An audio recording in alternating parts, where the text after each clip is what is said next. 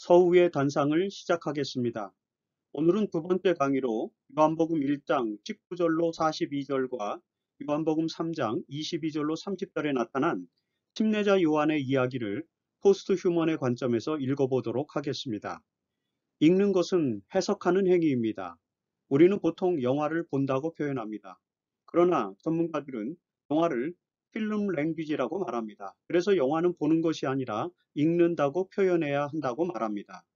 영화는 필름 랭귀지 속에 사상을 담은 예술 작품입니다. 따라서 읽어야 하는 것입니다. 회화 작품도 마찬가지입니다.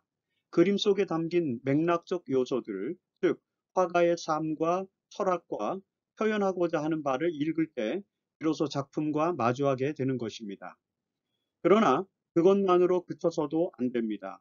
읽는다는 행위는 텍스트와 콘텍스트에 다가서는 것뿐만 아니라 읽는 자 본인의 삶의 정황과도 마주해야 하는 것입니다. 이처럼 보는 행위, 읽는 행위는 모두 다 해석하는 행위입니다.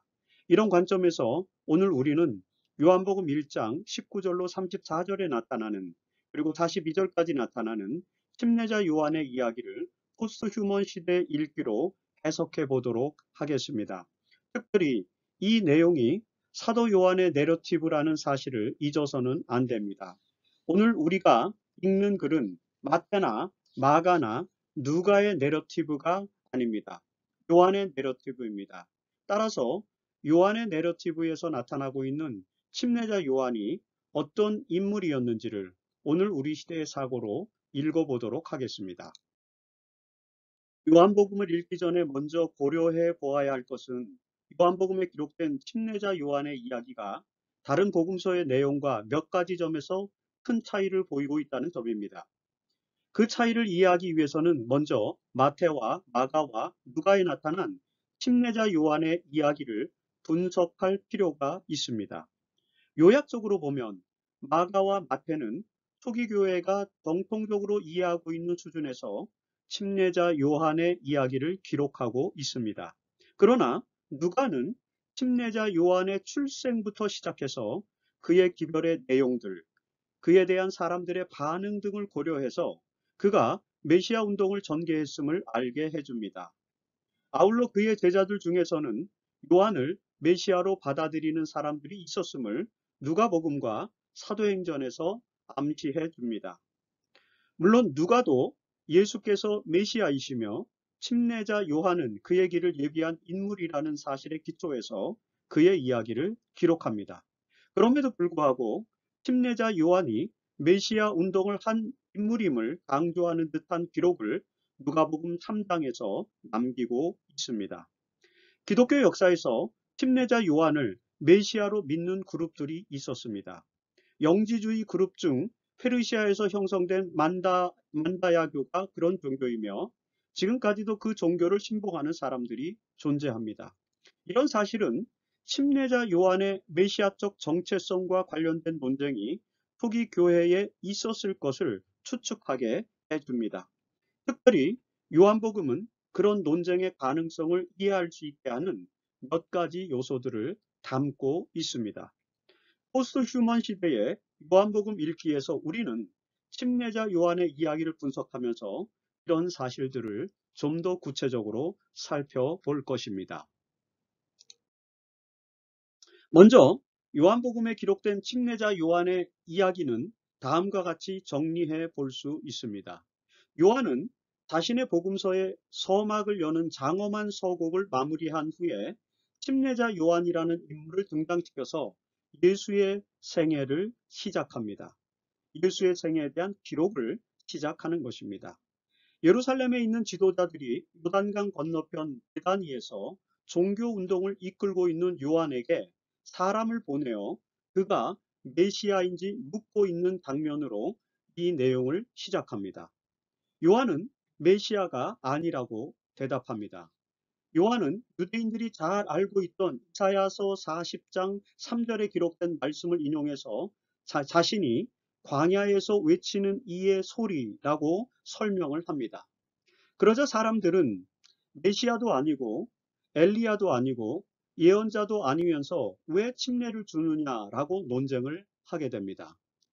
요한은 자기는 물로 침례를 주지만 자기 뒤에 오는 한 분이 있을 것인데 그는 그의 신발끈 풀 만한 자격도 없다고 말을 합니다.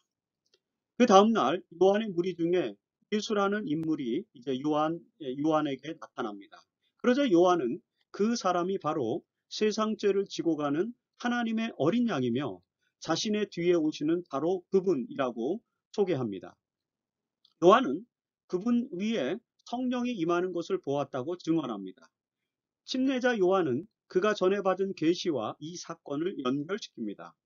성령이 어떤 사람 위에 임하게 될 것인데 만일에 그 장면을 보게 되면 그가 바로 성령으로 침례를 주는 분임을 알아야 한다고 계시하는 내용이었습니다. 요한은 예수에게 성령이 임하는 모습을 목격했고 그래서 계시에 의거해서 그가 바로 하나님의 아들이라고 증언하고 있다고 요한복음은 기록합니다. 다시 하루가 가고 그 다음 날에도 예수가 그곳에 또 계셨습니다. 이제 요한은 자신의 제자들에게 예수를 하나님의 어린 양이라고 소개를 합니다. 그러자 그 제자들 중에 2명이 예수를 따라갔습니다. 그 2제자 중에 하나는 베드로의 동생 안드레였다고 요한은 기록합니다. 여기까지가 사도 요한이 요한복음 1장 19절로 42절에 기록한 침례자 요한의 이야기입니다. 요한이 요한복음을 기록할 때 한 가지 원칙은 다른 복음서에서 기록된 내용들은 가급적 다시 반복해서 기록하지 않는다는 것이었습니다. 요한은 1세기 말 교회가 처해 있는 상황 속에서 예수 그리스도의 가르침을 재정립하기 위해서 복음서를 기록했기 때문에 그 목적에 부합하도록 기존의 기록에서 나타나지 않고 있는 부분들을 중심으로 복음서를 기록하였습니다. 따라서 침례자 요한의 이야기 역시 매우 다른 이야기로 재구성하고 있습니다. 첫 번째, 요한복음은 침례자 요한이 예수를 이 세상에 증언하기 위해 하나님께서 보내신 사람이라는 점을 강조합니다. 요한복음 1장 6절에서 침례자 요한은 이 어두운 세상에 빛이 되신 예수를 증언하기 위해서 하나님께서 보내셨다고 단언합니다. 이런 표현과 개념은 마태복음과 마가복음과 누가복음에는 등장하지 않는 것입니다. 사도 요한은 처음부터 침례자 요한이 예수를 로고스가 육신이 되신 분으로 증언하기 위해 보냄받은 하나님의 사자임을 강조합니다. 침례자 요한은 갑자기 광야에 등장해서 메시아 운동을 하는 사람이 아니라 하나님이 예수에 앞서서 계획적으로 보낸 사자였다는 것입니다. 사도 요한은 왜 이 점을 강조해야만 했을까요? 요한이 복음서를 기록하던 1세기 말에 침례 요한의 정체성에 대한 논쟁이 있었을 것으로 추측해 볼 수 있습니다. 이것이 바로 둘째 요지입니다. 두 번째 특징은 침례 요한의 정체성과 관련된 관점의 차이가 있었음을 알게 해주는 내용으로 기록되어 있습니다.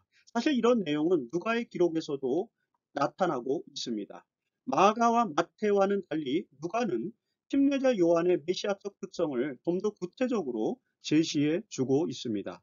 그런데 이 사실을 매우 구체적인 정황 속에서 설명해 주는 기록이 바로 요한복음의 기록임을 알게 됩니다.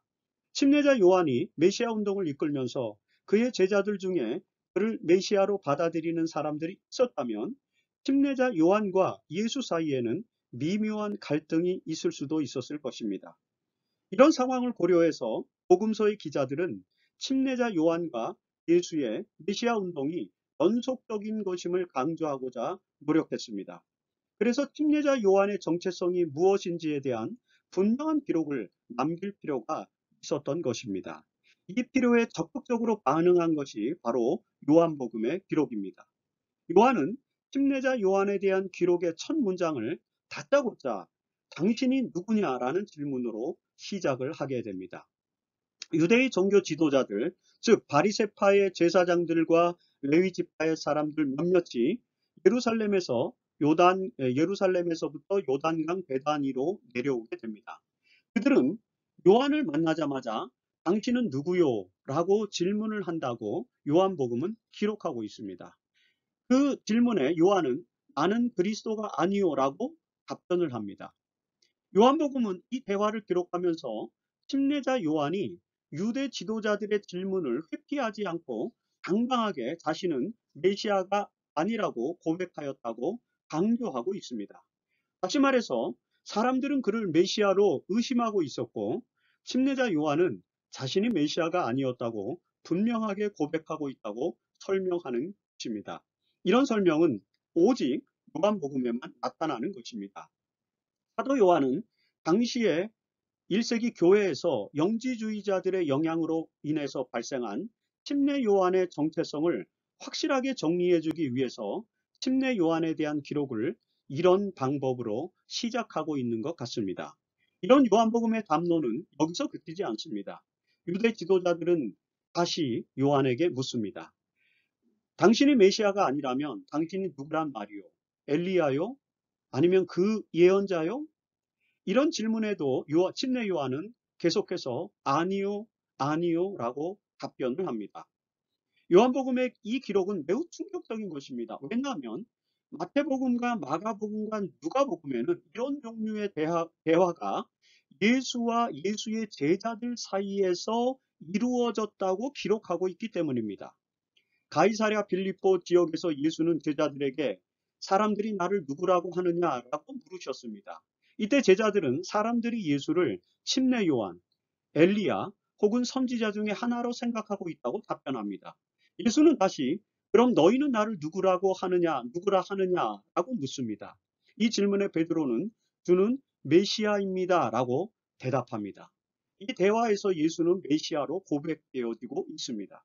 그러나 요한복음 1장에서 침례자 요한의 정체성과 관련된 이 비슷한 대화에서는 예수의 대화와 동일한 구조가 나타나지만 침례자 요한은 자신이 메시아가 아니라고 계속해서 증언하고 있는 것을 보게 됩니다. 요한복음은 침례자 요한의 정체성이 메시아의 길을 예비하는 광야의 소리라는 사실을 강력하게 제시하고 있습니다. 여기서 우리는 요한복음이 왜 이런 독특한 내러티브를 가지게 되었는지를 이해할 필요가 있는 것입니다. 침례자 요한과 예수는 메시아 운동에서 대립된 관계가 아니라 연속적인 관계라는 사실을 강조할 필요가 1세기 교회에는 분명하게 있었음을 이해해야만 이 내용이 좀 더 자세하게 이해될 수 있다는 사실입니다.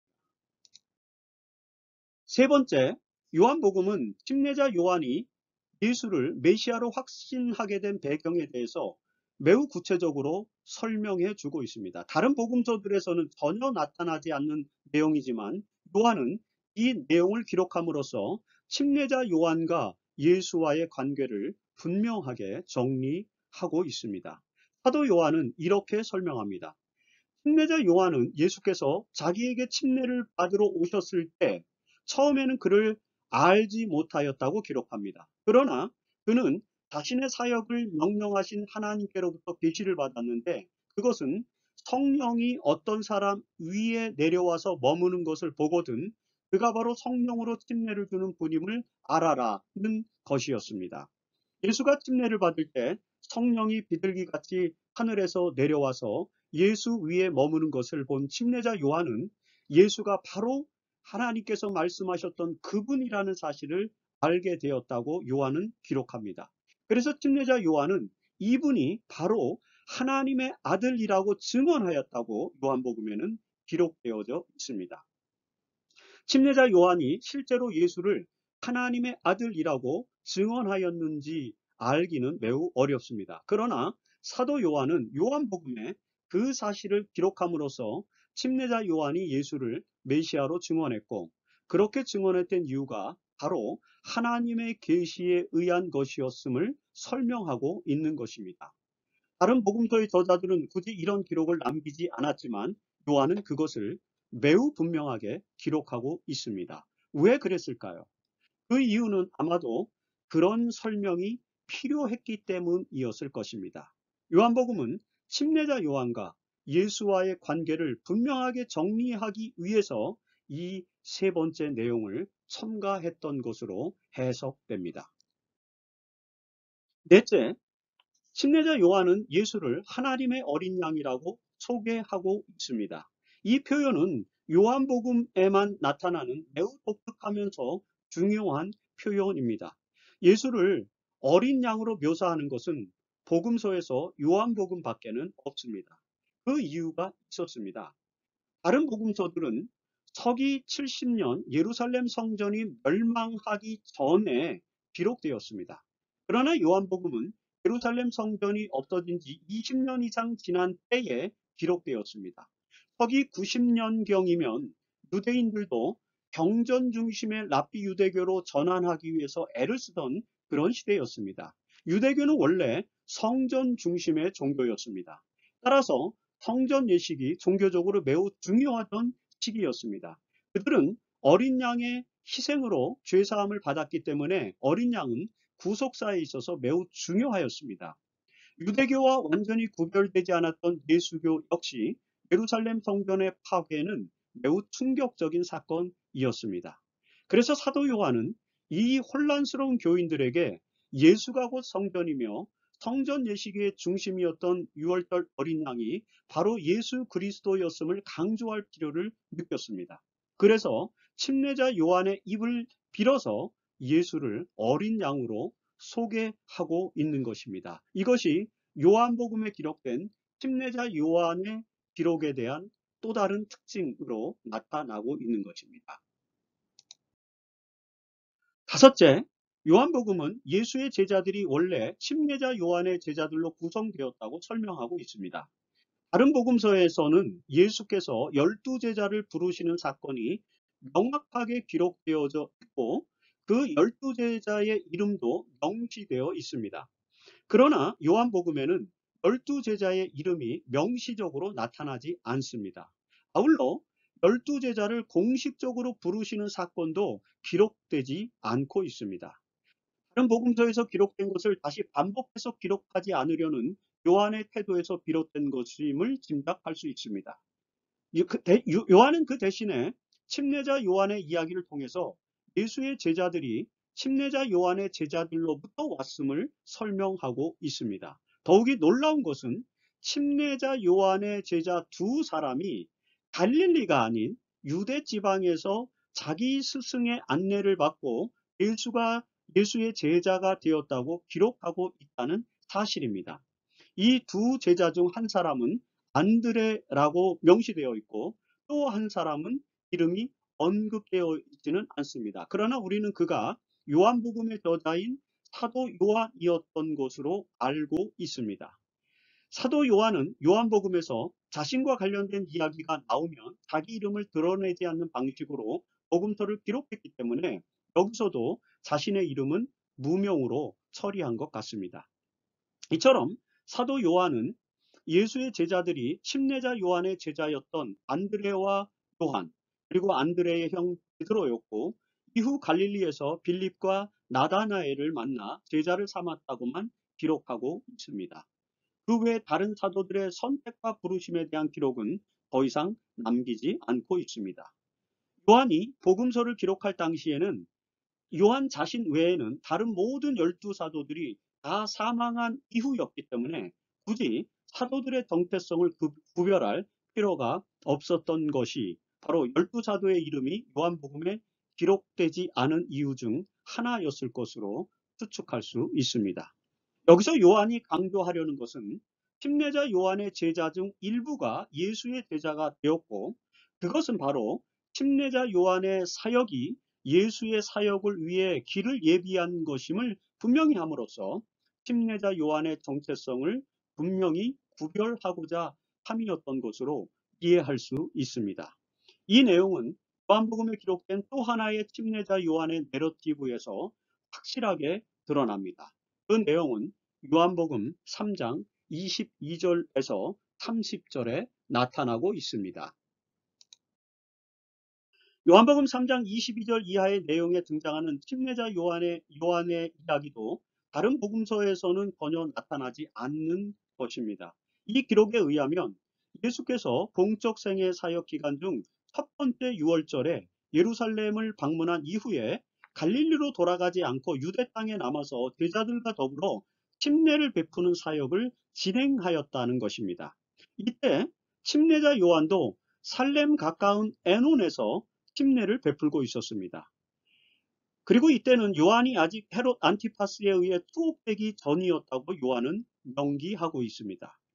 요한복음은 예수께서 친히 침례를 베푸신 것이 아니라 예수님의 제자들이 침례를 주었고 예수께서는 그들을 지도하셨을 뿐이며 그 결과로 예수 공동체로부터 침례를 받은 사람이 침례자 요한보다 훨씬 더 많았다고 기록합니다. 이 기록은 요한복음 4장 1절로 2절에 부연돼서 기록되어지고 있습니다. 어쨌든 이 일로 침례자 요한의 제자들이 불평을 하게 됩니다. 그러자 침례자 요한은 자신의 제자들에게 나는 메시아가 아니고 나는 그리스도가 아니고 그분보다 앞서서 보내심을 받은 사람이라고 말하면서 제자들에게 너희들도 가서 그렇게 증언해야 한다라고 가르치고 있습니다. 침례자 요한은 더 나아가서 예수는 흥하여야 하고 침례자 요한 나는 쇠하여야 한다고 또 고백을 합니다. 침례자 요한이 스스로 자신은 메시아가 아니다라고 말하는 기록은 요한복음에만 등장합니다. 이미 살펴본 것처럼 요한복음 1장 20절에 이 기록이 나는 그리스도가 아니다라는 기록이 나오고 그 다음에 요한복음 3장 28절에 두 번째 이 기록이 등장하게 되는 것입니다. 물론 누가복음에서도 사람들이 심중에 요한이 메시아인가 라고 생각할 때 침례자 요한은 자기보다 더 능력이 많으신 이가 오실 것이라고 말하면서 그 질문에 대해서 유보하는 기록을 남기고 있습니다. 그러나 누가는 침례자 요한이 나는 메시아가 아니다라고 말했다고는 기록하지 않습니다. 반면에 요한복음은 이 내용을 분명하게 두 번씩이나 기록합니다. 이렇게 함으로써 침례자 요한은 스스로 메시아라고 생각하지 않았고 메시아가 아니었으며 그가 증언한 예수만이 진정한 메시아였음을 분명하게 자각하고 있었다는 사실을 확증해 주고 있습니다. 이것이 사도 요한이 요한복음에서 침례자 요한 이야기에서 반드시 기록하고 싶어 했던 내용 중에 하나였다는 사실을 우리는 알 필요성이 있습니다.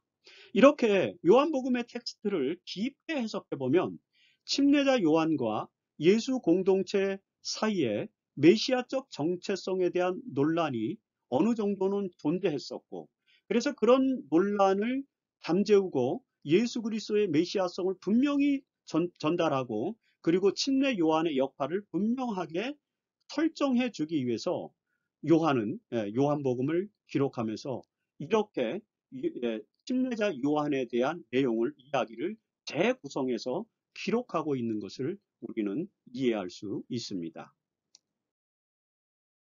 자, 이제 요한복음에 나타난 침례자 요한 이야기에 대한 분석을 토대로 우리는 포스트 휴먼 시대 읽기에 따른 하나의 시사점을 도출해야만 합니다. 그것은 바로 침례자 요한을 어떤 인물로 읽어야 하는가 하는 것과 관련이 있습니다. 분명한 것은 침례 요한의 사역을 많은 유대인들은 메시아의 사역으로 이해했다고 하는 것입니다. 누가복음 3장에서 누가는 침례자 요한의 탁월성과 그의 메시아적 특성을 몇 가지로 소개해 주고 있습니다. 첫 번째, 그는 아비야 반열의 제사장 사가랴와 아론 자손 엘리사벳의 아들로 태어났습니다. 그는 하나님의 계시에 따라서 침례 사역의 길에 들어서게 됩니다. 그의 사역은 이사야서 40장 3절에 기초한 것인데 누가는 그 기록을 4절까지 인용하면서 그가 광야에서 외치는 이의 소리이자 메시아의 사역의 흔적이라고 하는 사실을 또 보여줍니다. 누가는 침례자 요한의 기별을 자세하게 소개합니다. 그 내용들은 예수의 가르침과 흡사한 내용들이었습니다. 그의 기별을 들은 사람들은 그가 메시아인가 하고 깊게 생각하게 됩니다. 그러자 요한은 나보다 더 능력이 많은 분이 오실 것이라고만 이야기를 합니다. 누가는 요한복음에 기록한 것처럼 침례자 요한이 스스로 나는 메시아가 아니다라고 말했다고 기록하지 않습니다. 누가는 요한이 백성들에게 좋은 소식, 즉 복음을 전했다고도 기록합니다. 그리고 종래에는 헤롯 안티파스에 의해 옥에 갇히게 되었다고 기록하게 됩니다.